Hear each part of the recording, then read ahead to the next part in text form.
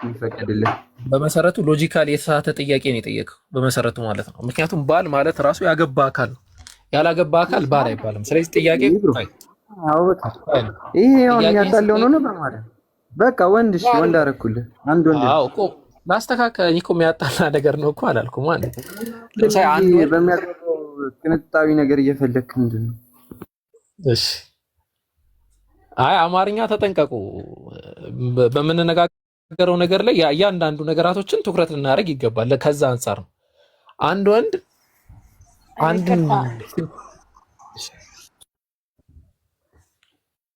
ቀጥል። እሺ አንድ ወንድ አንድ ሴትን ለማግባት ምንድን መስፈርቶች ያስፈልጋሉ ተብሏል?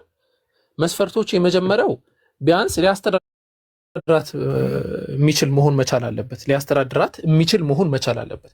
ማስተዳደር መቻል ማለት ቢያንስ የምበላው የሚያጠጣትን ያንን መቻል አለበት። የመጀመሪያው ፖይንት ማለት ነው። ያንን ሳይችል ያችን ሴት ማግባት አይችልም። ቢያንስ ምህር መክፈል መቻል ይኖርበት። ምህር መክፈል ግዴታ ስላለበት ማለት ነው። ያን ምህር መክፈል የማይችል ከሆነ ኦልሞስት እንዲገባ ማግባት የለበትም ነው። ይሄ ኖርማሊ አንድ ሚስት ስለማግባት ነው። አራት ሚስት ስለማግባት ሊሄድልህ ወይስ? አዎ ኦኬ። አራት ሚስትንም ማግባት አስመልክቶ ምን ፍትሃዊ ሊሆን ይገባዋል። ፍትሃዊ ሊሆን ማለት ነው አራት ሚስቶች ቢኖሩት አራቱም ሚስቶች በቋሚ የሚያሳድር በቋሚ ሁሉንም ማብላት የሚችል ሁሉንም ማጠጣት የሚችል ሁሉንም ኢኳሊ ማየት የሚችል በተለይ የስንቅ ጉዳይ ላይ አንድ ላይ ሁሉንም አብሮ የሚችል መሆን መቻል አለበት። ግን እዚህ ጋር የሚነሳ ጥያቄ ይኖራል።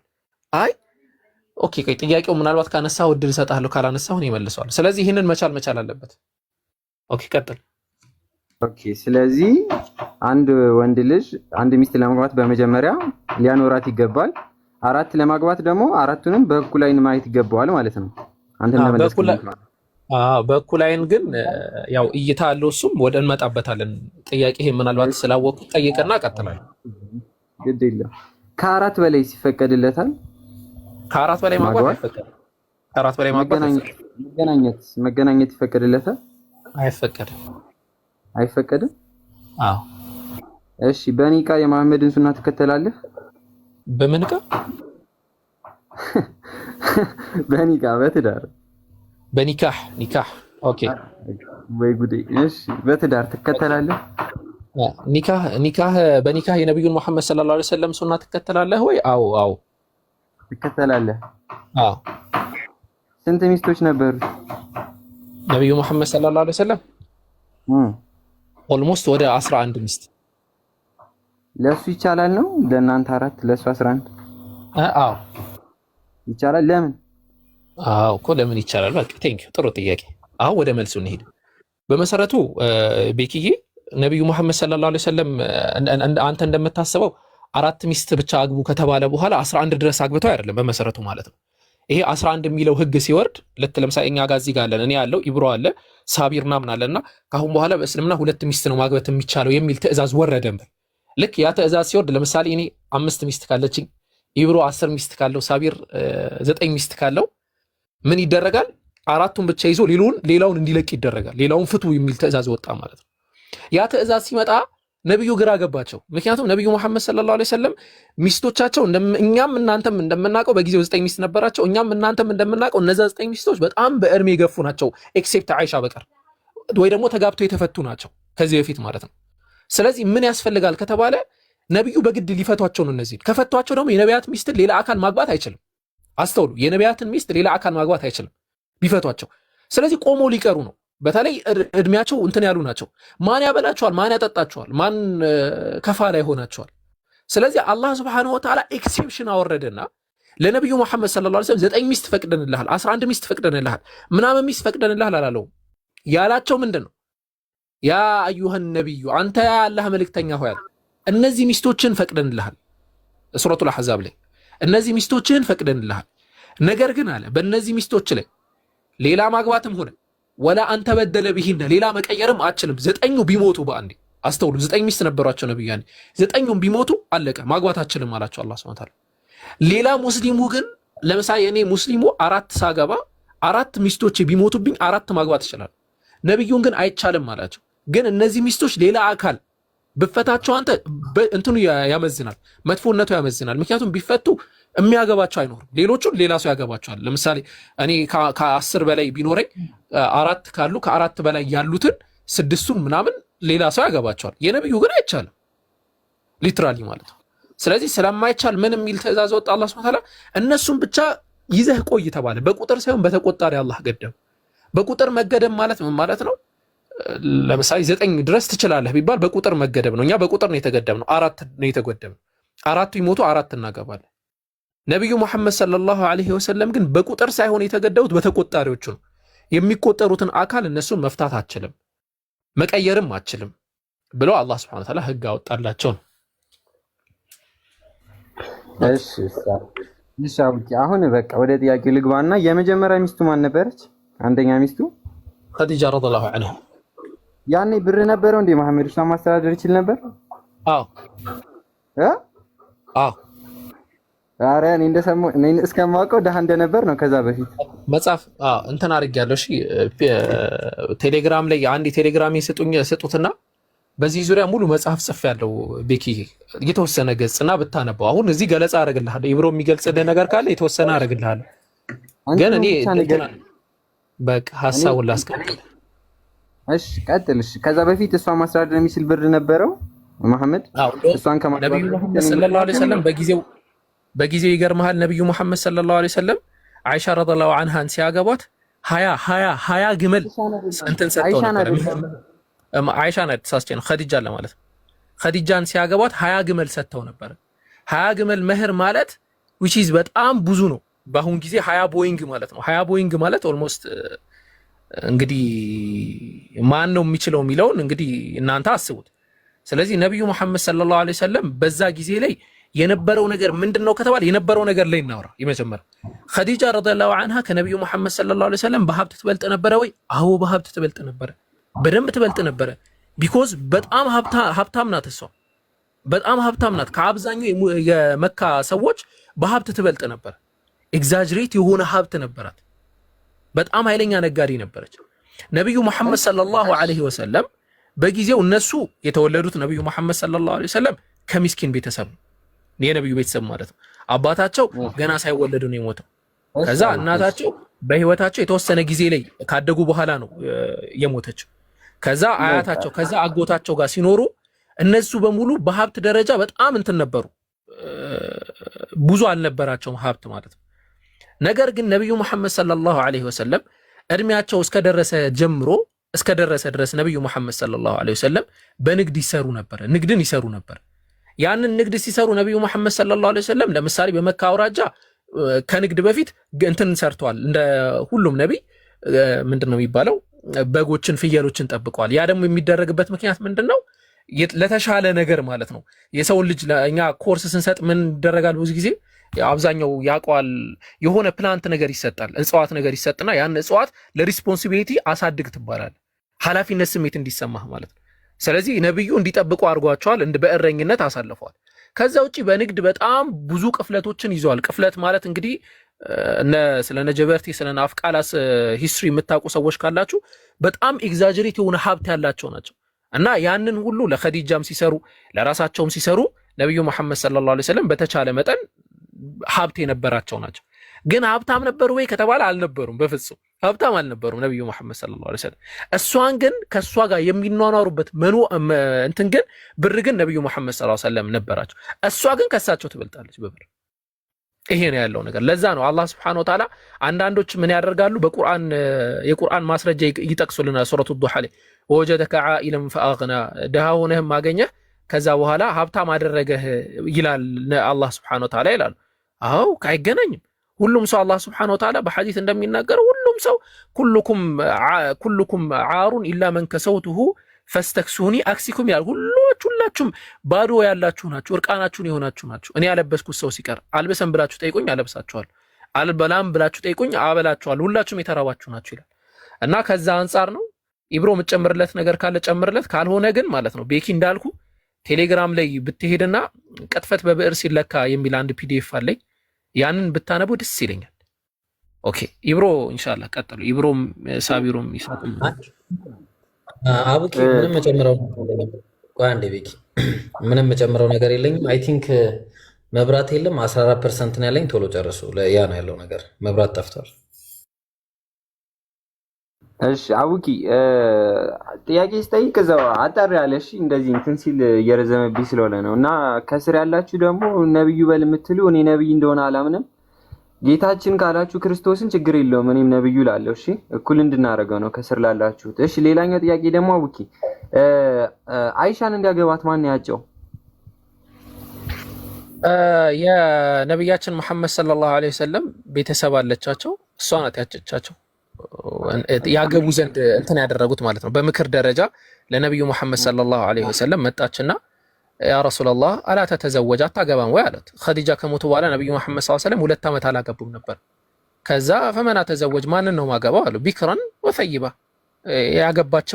ያገባችም አለች፣ ታገብታ የተፈታችም አለች፣ ያላገባችም ያልተፈታችም አለች አሉ። ከዛ ፈመኒል ቢክራ ምን ተይባ ብለው ነብዩ ጠየቁ። ከዛ ቢክሯ ቢንቱ አሐቢ ረጁሊን ኢለይክ አንተ ዘንድ በጣም የተወደደው የአቡበክር ስዲቅ ረዲየላሁ ዐንሁ ልጅ ናት አለቻቸው። ተይብ ደግሞ የተባለችው ወይም ደግሞ ተገብታ የተፈታችው ደግሞ ሰውዳ ናት ተባሉ። እሺ አይ አሁን እዚህ ጋር ለጠይቅ የፈለኩት ምን መሰለህ አቡኪ እሺ በዛን ዘመን ጊዜ አይሻን በሚያገባበት ጊዜ አንድ ሚስት ነበረችው። አይሻን አግባት እኔ ያረጀው ነው ለኔ የምሰጠኝ ጊዜ ለሷ ስጣት ብላ የተስማማች አንድ ሚስት አለቻት። ማነች እሷ? እሱ ደግሞ ሌላ እሺ ችግር የለውም ሎጂካል እንትን ነው እንትን አረጋ። እሷ ሰውዳ ትባላለች እና ሰውዳ በጣም በእድሜ የገፋች ነበረችና ነብዩ መሐመድ ሰለላሁ ዐለይሂ ወሰለም እኔን እንትናት በል እኔ የኔን ጊዜ ለአይሻ ረዲየላሁ ዐንሃ ስጣት ብላ ነበር የሚል ዘገባ አለ። አዎ ዘገባው እሱ ዘገባ ችግር ያለበት ነገር አይደለም። ከዛ ያው ሐሳቡ በዛ ደረጃ ነው። ግን መጀመሪያ አግብተዋት ነበር አይደለም። ሁለቱንም በአንድ ሁኔታ ላይ ነው ያጯቸው የሚል ዘገባ እንዳለ ነው ማቀው ነው። ኦኬ እሺ ጥያቄ እሱ ጋር ምንድነው? እዚህ ጋር ጥያቄ ምን መሰለህ ሁሉንም በእኩል አይን መታየት አለበት የሚለው ጋር አሁን እዚህ ጋር ከሁሉም ሚስቶቹ አይሻን ይወዳት እንደነበረ አለ የተጻፈ ነገር አለ። ከሁሉም ሚስቶቹ አይሻን ይወዳት እንደነበረ ብዙ ጊዜውን ከአይሻ ጋር ያሳልፍ እንደነበረ የሞተውም እሷ ጋር እንደሆነ ምናምን የተጻፈ ነገር አለ እና አሁን በእኩል አይን ማየቱ የሚለው ነገር እዚህ ጋር አይጋጭም? አይፋረስም? አይጋጭም። በፍጹም አይጋጭም። ለምን ነው በፍጹም የማይጋጨው? ጥሩ ጥያቄ ነው። ነብዩ መሐመድ ቀደም ያልኩት ጥያቄው ካንተ እስኪመጣ ብዬ የዘለልኩት ይሄንን ነው። ነብዩ መሐመድ ሰለላሁ ዐለይሂ ወሰለም በመሰረቱ ሁለት አይነት ነገር አለ። አላህ ሲያስቀምጥ ቁርአን ላይ ወለን ተስተጢዑ አን ተዕዲሉ በይነ ኒሳ አለ። ኦኬ ከዛ በፊት ኢብሮ እንትን በል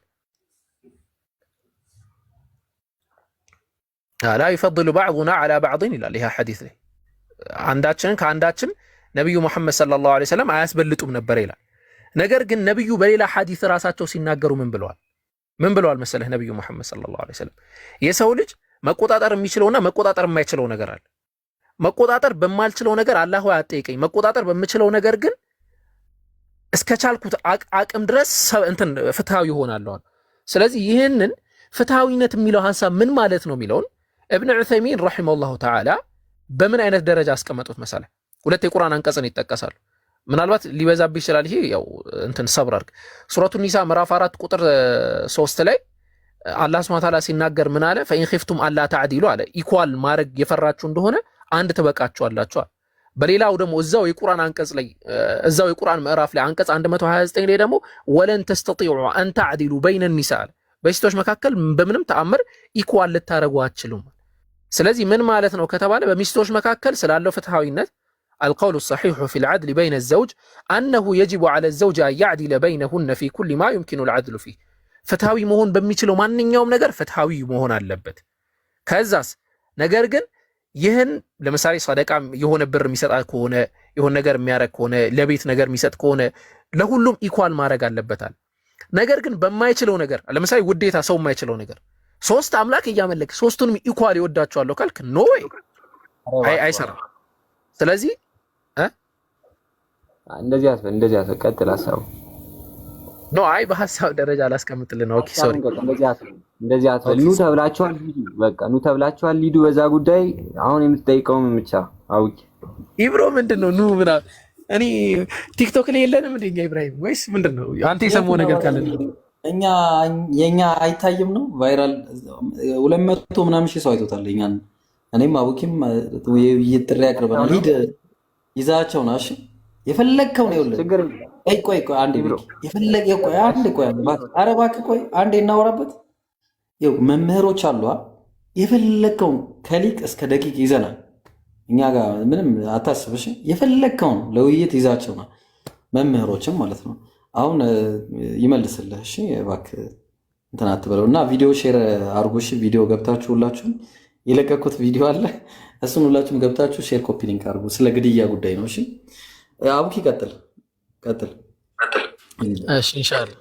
እና ከዛ አንጻር ነው ነብዩ መሐመድ ሰለላሁ ዐለይሂ ወሰለም አላህ ሆይ በምችለው ነገር እንትን በለኝ፣ በምችለው ነገር የቻልኩትን ያክል ፍትሃዊ ሆናለሁ፣ በማልችለው ነገር ግን እንዳትጠይቀኝ ብለዋል። ለምሳሌ መውደድ የሚባለው ነገር ግዴታ ሁሉንም ኢኳሊ እወዳለሁ ብሎ አንድ ሰው እንትን ሊል አይችልም። ሊሞክር ይችላል፣ ግን ኖ ዌይ በምንም ተአምር ሊቻል አይችልም። ስለዚህ የሃይማኖት ገር ነው የተባለው የእስላም ሃይማኖት ኢነ ሃዘ ዲነ ዩስሩን ወለን ዩሻደ ዲነ አሐድን ኢላ ገለበሁ። ማንኛውም ሰው ይህንን ሃይማኖት አጠነካክራለሁ ምናምን ቢል ያሸንፈዋል አሉ። ፈሰዲዱ አሉ፣ ሞክሩ አሉ ነብዩ ሰለላሁ ወቃሪቡ ለማቀራረብ ሞክሩ። ከዛ ወአብሽሩ ለሚፈጠረው ነገር ግን አይዟችሁ።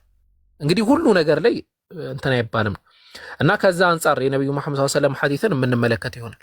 አጠቃላይ ግን ስለ ነብዩ መሐመድ ሰለላሁ ዐለይሂ ወሰለም አጠቃላይ ያሉ ጥያቄዎችን ቤኪ ምናልባት አዲስ አበባ ካለህ እኔ ስጦታ ልስጥህ መጽሐፍ። አዲስ አበባ ነው ያለህ ወይስ አነበዋለሁ? ኢብሮ ቴሌግራሙ ካለ ችግር የለውም ገብቼ አነበዋለሁ። ሶፍት ኮፒ ኖ ሃርድ ኮፒ ልላክልህ። አንድ መጽሐፍ አለኝ ሃርድ ኮፒ ልላክልህ ብዬ ነው። ችግር የለውም እንትኑን አነበዋለሁ አልኩህ እኮ የግድ እንትን ማለት አለብህ።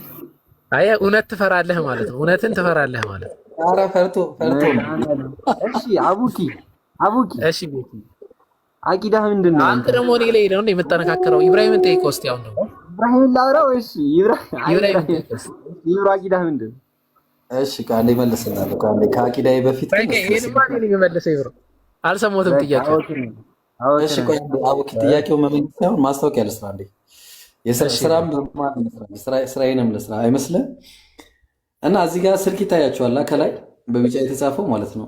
ይሄ ስልክ የተቀመጠው ስልኮች ምናምን ታብሌቶች ምናምን መግዛት የምትፈልጉ ሰዎች ካላችሁ እየመጣችሁ መርቁ። ንጽጽር ላይ የምትሰሩ ምናምን ደግሞ እየመጣችሁ መርቁ። ስልክ አለ ደውሉና ስልክ ምናምን የተለያየ ነገር የምትፈልጉ ካላችሁ አክሰሰሪዎች መግዛት ትችላላችሁ። እና ቪዲዮ ፖስት ያለው በግድያ ዙሪያ ነው። ክርስቲያኖች ባለፈው ምን ያህል ፖለቲካ ሲሰሩ እስልምና ላይ እንደነበር ታውቃላችሁ። በተከታታይ በግድያ ላይ ነው የምሰራው ኢንሻአላህ። እሺ አሁን መቀጠል ትችላለህ ማለት ነው። ቤኪ አቡኪ ይቀጥል። እሺ የት ነው የምትሉ ሰዎች እንትን ብላችሁ ጠይቁ። ያው ስልክ ቁጥር አለ፣ እዛ ስልክ ቁጥር መደወል ነው፣ ምንም ችግር የለው። በዛ ስልክ ላይ እንትን ማለት ትችላላችሁ። ቤኪ አቂዳህ ምንድን ነው ብለህ ነው የጠየቀው ኢብራሂምን? ለአንተም ነው ችግር፣ አንተም ቢሆን መልሰው። አሁን 3 አምላክ ስላልክ ነው። ቀጥል። ኦኬ አቂዳ የሚለውን ሀሳብ ምናልባት ባብራራ ትፈቅድልኛለህ? ማለት ይሄ ትልቅ እድል ነው ለኛ ያን ሀሳብ በዚህ ሰዓት አጠር አድርገህ።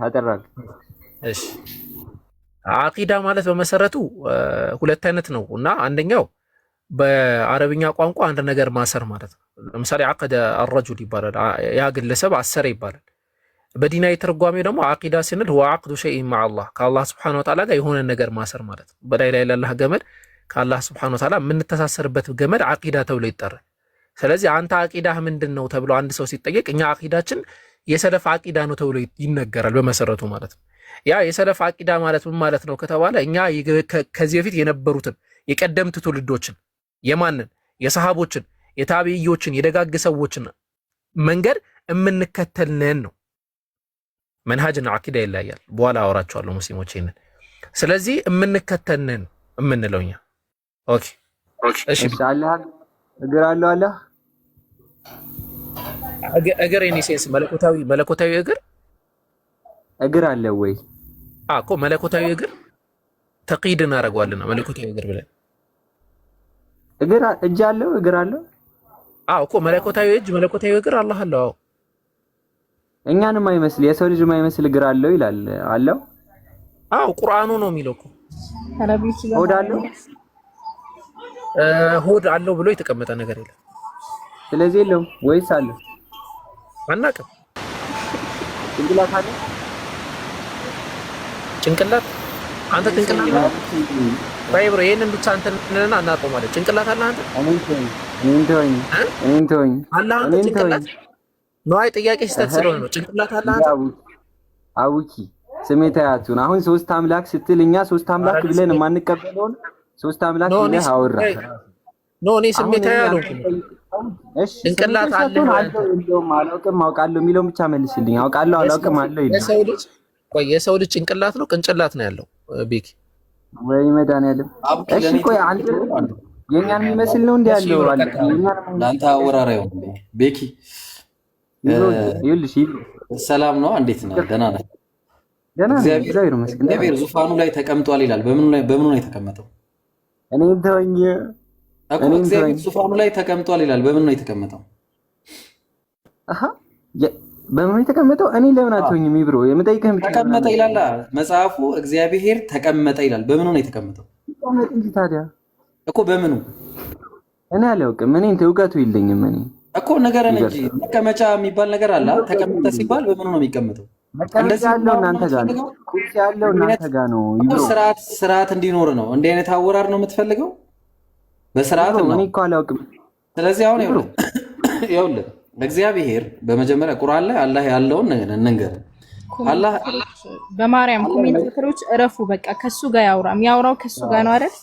እናንተ እረፉ በቃ እሺ። ቃል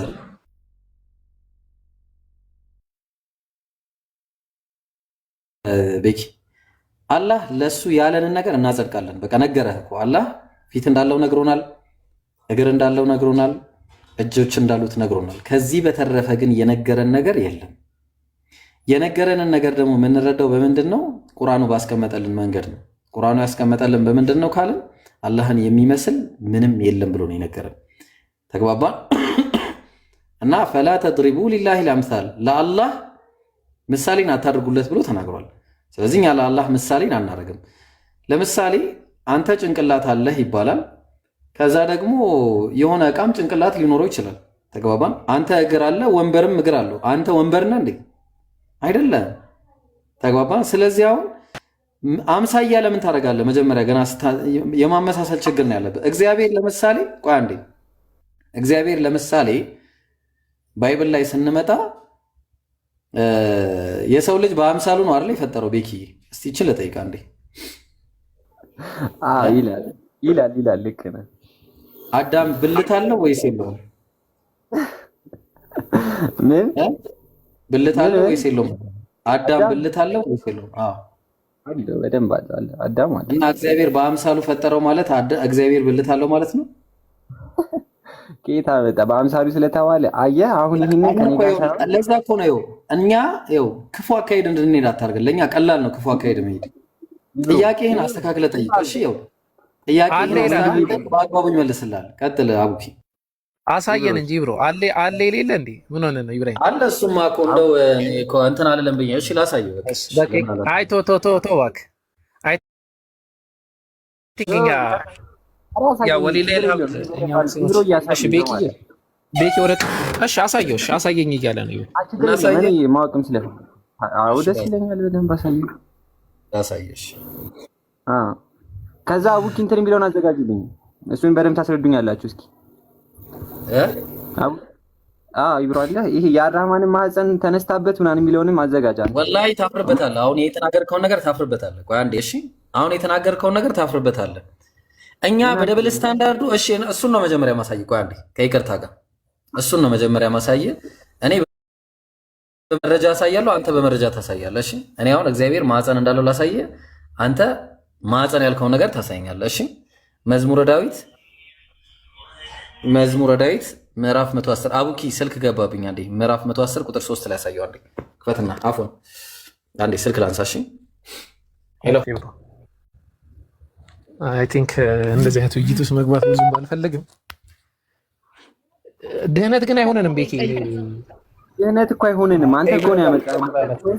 ከኢብሮ ጋር አይ እኔን አላመጣሁም። ሶስት አምላክ አሳዩኝ ስላልኩኝ ያመልካቸው ኦኬ። ሶስት አምላክ እናመልካለን ብሎ የሚያምን ክርስቲያን ነው። ሶስት አምላክ ነው የምታመልኩት የሚለው ተሳስቻለሁ አይደለም? እዛ ላይ እናውራሽ። ለምሳሌ ሶስት አምላክ ነው እኮ አይደለም? ሶስት አምላክ እንዴ? ለምን አንተ እኮ ነው ያልከኝ። ኦኬ አንድ አምላክ ነው የምናመልከው። በቃ ኦኬ፣ እዛ ላይ እናውራሽ። ኦኬ፣ ቆይ አብ አምላክ ነው አይደለም? አንድ ናቸው አልኩህ እኮ አንድ አምላክ ነው የምናመልከው። ናቸው ብሎ አንድ የለም። ናቸው ብሎ አንድ የለም። በመሰረቱ በደንብ እንትን በለኝና ማለት ነው። ቆይ አንዴ አዳምጠኝና መልስ እኮ ቆይ እዚህ ጋር እናውራ። አብ አምላክ ነው አይደል? አንዴ ብቻ አውቂ፣ ይህችን ብቻ መልስልኝ። አውቂ ከኢብሮ ጋር ትቀጥላለህ። በቃ ኢብሮም ከመጣ መጥቻለሁ። እሺ መጥቻለሁ። ምን አለ መሰለህ፣ ይኸው ምን አለ ከአንተ ጋር በቀድሞ በኃይል ቀን አለ በቅዱሳን ብርሃን ከአጥቢያ ኮከብ አስቀድሞ ከሆድ አለ እግዚአብሔር ምን አለ ከሆድ ወለድኩ አለ። ሆድ የሚለው ቃል የሚለው ውንብ ነው የሚለው። ውንብ ማለት ምን ማለት ነው ጋይስ? ምን ነው ውንብ ማለት? ቤኪ ታውቃለህ?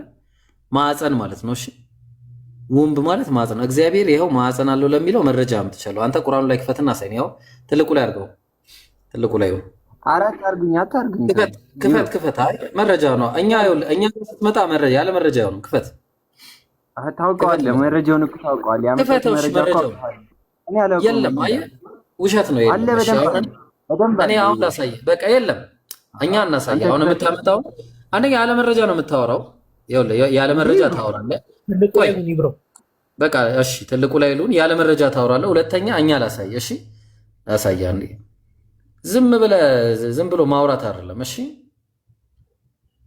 ክርስቲያኖች እኛ ጋር ስትመጡ ሁል ጊዜ ባመጣችሁት ነገር ተመታችሁ የምትሄዱት ነገር ነው የሚያስቀኝ። ወላሂ ሁሌ አንድ ቀን እስቲ እኔ ሁሌ ሰው ባመጣው ነገር ተመቶ ለምንድን ነው የሚሄደው? እሺ ላሳይ። አሁን እኔ ከፍቼ ላሳይ። እሺ የታለ ቢሐቅዊ ረሕማን የሚል አለ። ወላሂ ላሲ እኔ እኮ ታስቁኛላችሁ ሀቂቀተን። የታለ ፋይል በዛ በአላህ ያውና። እሺ ምን አለ መሰላችሁ ሐዲሱ ይሄ ነው። ተመልከቱ። እኛ አንድ ስቴፕ ከናንተ በፊት ነን። ሰሒህ አልቡኻሪ 4830 ላይ ነው የሚገኘው ሐዲሱ ማለት ነው። እና ቃለ ብሎ አለ ምን አለ خلق الله الخلق አላህ ፍጥረታትን ፈጠረ። فلما فرغ منه ከዛ በጨረሰ ጊዜ ከፍጥረታት ቃመት الرحيم ዝምድና ነው የሚለው ብራዘር፣ ዝምድና ቆመች። ተግባባን? ዝምድና ስለ ዝምድና ነው የሚያወራው። እሺ ከዛ ቀጠለ ሁለተኛ ላይ فأخذت بحقو الرحمن فقال لها مه አላት። ቃለ ከዛ በኋላ ምን አለ ልብ አድርጉ እንግዲህ قالت هذا مقام الأعد بك من القطيعة ከዛ በኋላ ምን አለ ቃለ ألا ترضين አትወጂም ምን አለ አን አሲለ መን ወሰለኪ የቀጠለሽን ልቀጥል፣ ዝምድናን ማለት ነው። አንቺን የቀጠለ አንቺ ዝምድና ሆይ አንቺን የቀጠለ ልቀጥል። ወአቅጠዐ መን ቀጠዐኪ አንቺን የቆረጠ ደግሞ ልቆርጥ። ተግባባን? ቃለት በላ ያ ረቢ አው ጌታዬ ሆይ አለች። ቃለ ፈዛሊኪ ለኪ ይሄ ለአንቺ ያለሻል። ከዛ በኋላ ቃለ አቡ ሁረይረተ እቅረኡ ኢንሽእቱም እንግዲያውስ ከፈለጋችሁ ይሄን ቅሩ። አሁን ይሄንን ቁርአን ከፍተን እናያለን ማለት ነው። ይሄ ቁርአን ያለው ፈሀል ዐሰይቱም ኢን ተወለይቱም አን ተቅሲጡ ፊል አርድ ወቱቀጢዑ አርሓመኩም አለ። ጥቅሱ ስንት ላይ ነው ያለው? በአላህ ይሄ ጥቅስ ስንት ላይ ነው ያለው? አንዴ ታወጣ አቡኪ ታስታውሷለህ? ፈሀል ዐሰይቱም ኢን ተወለይቱም ቁርአኑ ላይ ላውጣው አንድ ጊዜ ቁርአኑ ላይ አንዴ ምዕራፍና ቁጥሩን ካስታወስ እነግርሃለሁ። አንዴ እንግዲህ አውጣልኝ። እሺ በሆነ ነገር ወይ እንትንም አድርጋ አውጣው አንዴ። አይ ቲንክ ሱረቱ ምን ላይ ነበር? በአላህ አይ ቲንክ አንዓም ላይ ይሁን። እስቲ ቆይ ኮፒ ላድርገው። ሱረቱ ሙሐመድ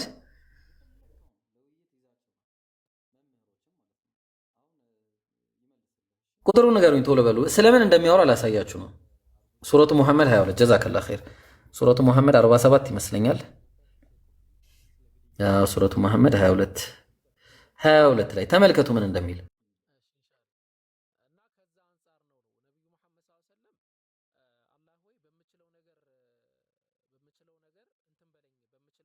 ዝምድናን ነው የሚያወራው። ጋይስ what is the matter with you guys? አንድ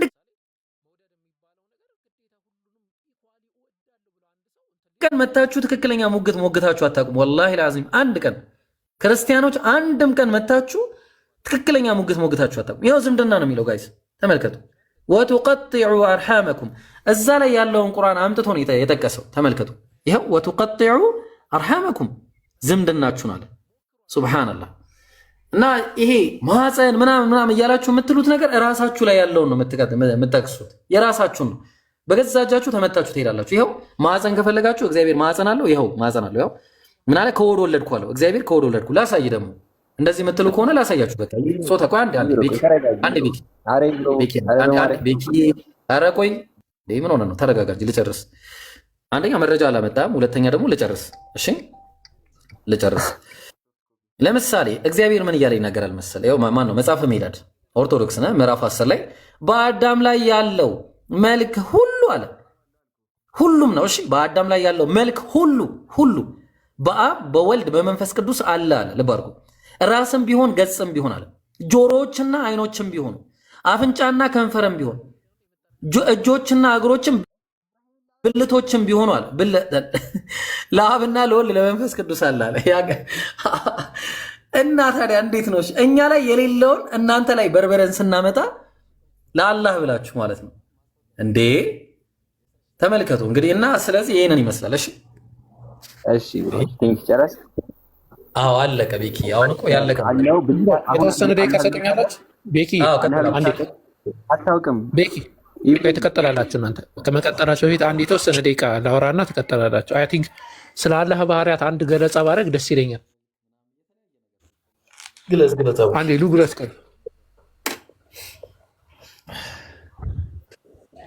ኦኬ አልሐምዱሊላህ።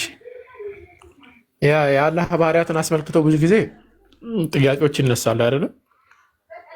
እና የአላህን ስብሐነ ወተዓላ ባህሪያት አስመልክቶ እኛ ሙስሊሞች በሁለት አይነት መንገድ እናያለን። አንደኛው የአላህ ባህሪያቶች ማንም አካል በአእምሮ የሚስላቸው አይደለም። በአእምሮ የሚሳል ነገር በሙሉ ጣዖት ነው ብለን ነው ምናምን እንደ አንድ ሙስሊም ማለት። አምላክ በአእምሮ የሚሳል አይደለም። ለይሰ ከሚስሊሂ ሸይእ እርሱን የሚመስል ማንም የለም። ለምሳሌ እኛ እንሰማለን፣ አላህም ይሰማል። ስለዚህ እኛ አላህ ነን የሚለው ሎጂክ እኛ ጋር አይሰራም፣ እኛ ሙስሊሞች ጋር ማለት ነው። እንደዚህ አይነት አእምሮ የለንም፣ ኢሎጂካልም ነው። ይሄ ፎርስ ኢኩቫለንስ ፋላሲም ተብሎ ይጠራል። ፀሐይ ያበራል፣ ቤታችን ያለው ፋኖስም ያበራል። ስለዚህ ፀሐይ ፋኖስ ነው የሚል ሙግት ማለት ነው። እና ያንን ሙሉ በሙሉ አንቀበልም። የመጀመሪያው።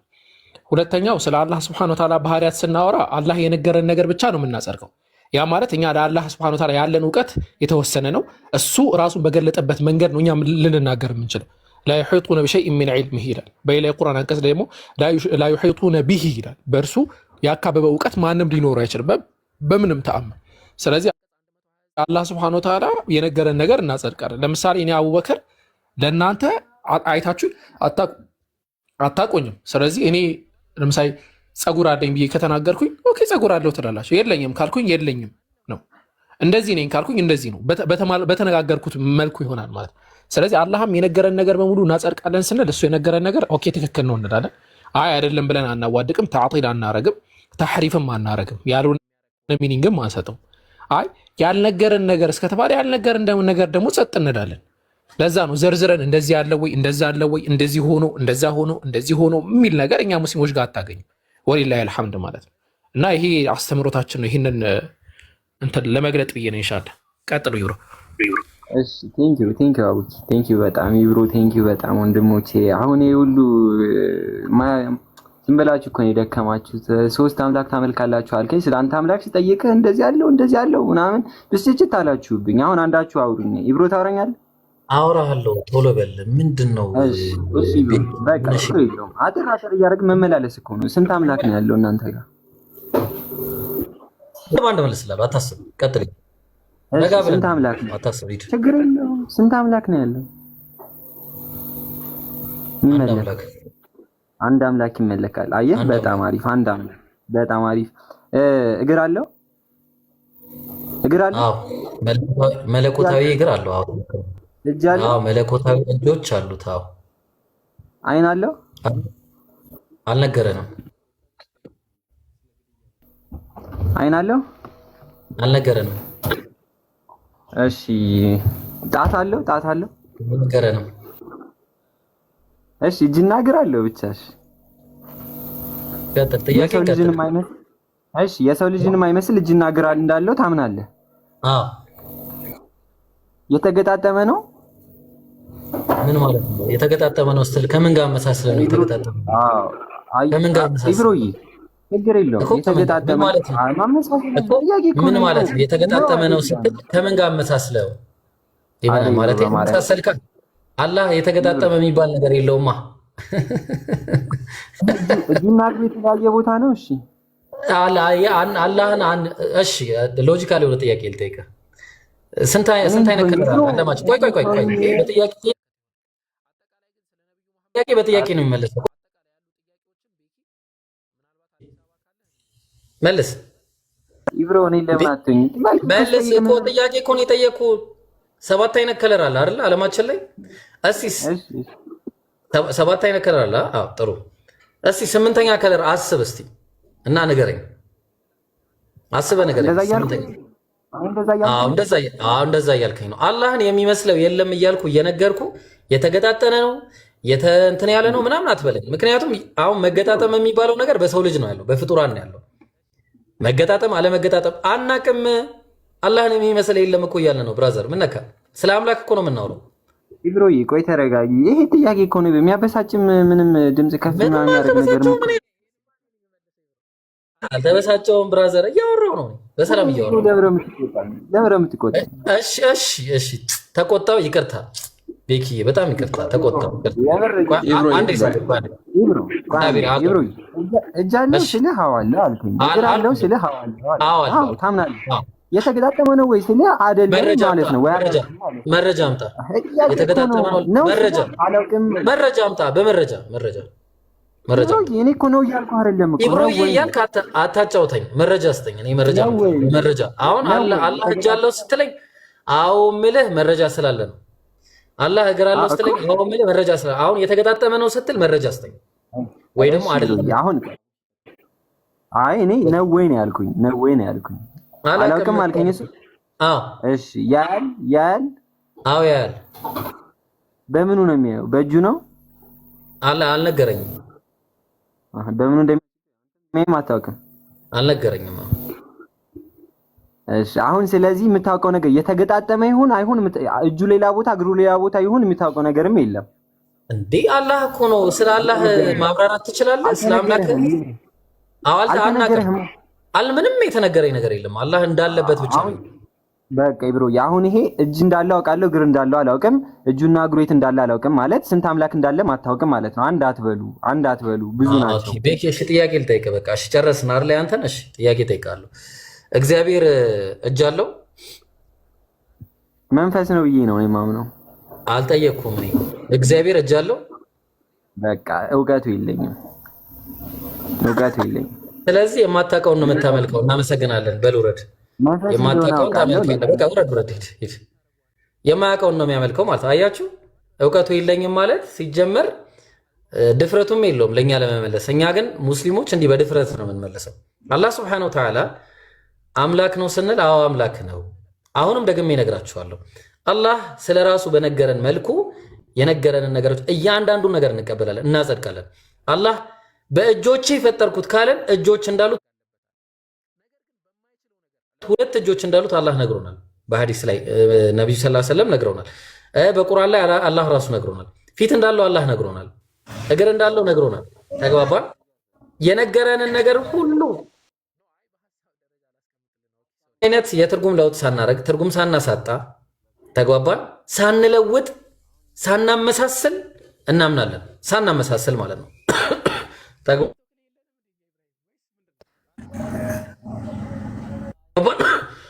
የእናንተ ችግር የማመሳሰል ችግር አለባችሁ። አሁን እያንዳንዱ ነገር ቁጭ ማድረግ እንችላለን። ቀላል ነው ለኛ።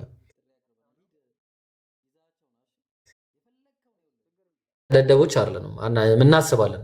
ተግባባን?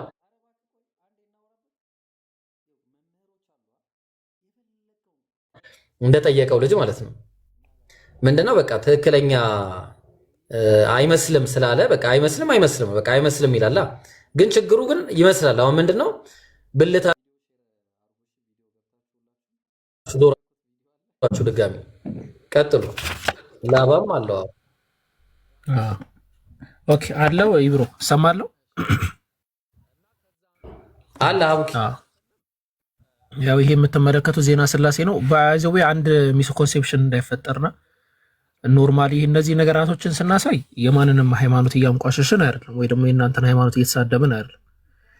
ኢንኬዝ ኢብራሂም ራሱ ሲናገር ስትሰሙት ምናምን ይሄ ከማንቋሸሽ ምናምን ሳይሆን የተቀመጠውን ነገር ከመግለጽ አንጻር ነው። እሺ እና ያንን እንትን በሉ ለማሰብ ሞክሩ። ምናልባት የሚጠቀማቸው ቃላቶች ምናምን ይሄ የአማርኛ የማንም ሰው አጠቃቀም ስለሆነ ነው። ኢንኬዝ ምናልባት እንደ እንትን የሚሉ ሰዎች እንዳይኖሩ ሂዩሚሌት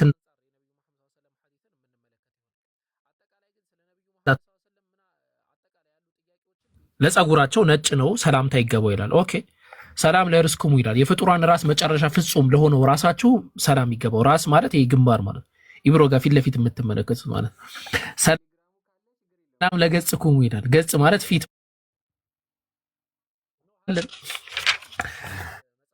ሰላም ለጽህኩም እንደ አሮን ጢም ለሆነው ጢማችሁ ሰላምታ ይገባል። ደግሞ ጢሙ ነጭ ነው ይለናል እዚህ ጋር። ይኸውም ከልብሳቸው መጠምጠሚያ ላይ የሚወርድ ነው ይላል። በረዶ የመሰለ ጢም ነው ይላል። ጢማቸው አቡኪ እንትን 3% ነው የቀረኝና አንድ መናገር የምፈልገው ነገር አለ ጋይስ። 637 ሰዎች አላችሁ። አንድ መናገር የምፈልገው ነገር አለና በጣም ይቅርታ እዚህ ላላችሁ ሰዎች ይህንን ነገር ስናገር ግን ስለ ሰለምቴዎች ነው መናገር የምፈልገውና ምን መሰላችሁ ሰለምቴዎች በሰው ምክንያት አይደለም የምሰራው። እሺ በሰው ምክንያት አይደለም እና አንድ ቪዲዮ አይቼ ነው አሁን ኖርማሊ ማለት ነውና ገና ቪዲዮ ላይ ያው ኢንሻአላህ ሪአክት ብራም እናደርጋለን። ግን ምንድነው እንዴ ብትሰልሙ እኮ ለኛ እኮ አይደለም ጋይስ፣ ወላሂ ነው የምላችሁ። በዚህ ጋር ያላችሁ በቃ የምትሰሙ ክርስቲያኖች ካላችሁ ክርስቲያኖች የምትሰልሙት ለኛ ብላችሁ አይደለም። ለኔ ለአቡበከር ለሳቢር ለምናም ለስሚዞ ምናምን አትሰልሙም ለኛ። የሚሰልም ካለ ለራሱ ሲል ነው የሚሰልመው። የሚከፍር ካለ በራሱ ላይ ነው የሚከፍረው። አላህ ለዛ ነው ቁርአን ላይ ምን አለ? መን ከፈረ ፈዐለይሂ ኩፍሩሁ ነው። የካደ በራሱ ላይ ነው ክህደቱ። አላህ ገኒይ ነው። አላህ ምንድነው? በቃ ከሁሉ የተብቃቃ ነው። እሺ ወቁ ይሄንን እና ማንም ከእስልምና ወጣ ብሎ ማንም ወደ እስልምና ተገባ ተብሎ እስልምና አይጎልምም ከፍም አይልም። እስልምና ሁሉ ጊዜ ከፍ ያለ ሃይማኖት ነው። አላህ ቁርአን ላይ ሱብሓነሁ ወተዓላ እንደተናገረው ሊዩዝሂረሁ ዐለ ዲኒ ኩሊ ከሃይማኖት ሁሉ